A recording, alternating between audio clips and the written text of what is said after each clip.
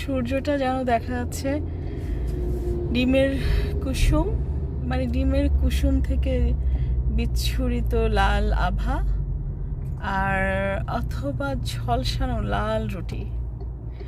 এই গাড়িগুলো এত ডিস্টার্ব করে।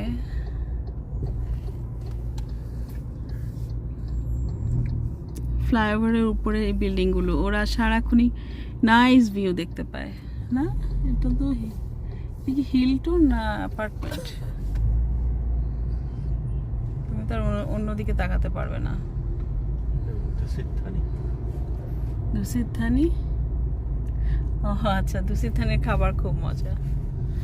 একবারই গিয়েছিলাম দুসিদ থানিতে মেডিকেল সেমিনারে ইনভাইটেড হয়ে।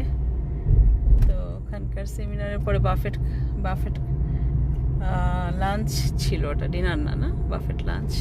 বেশ মজা ছিল খাবারটা।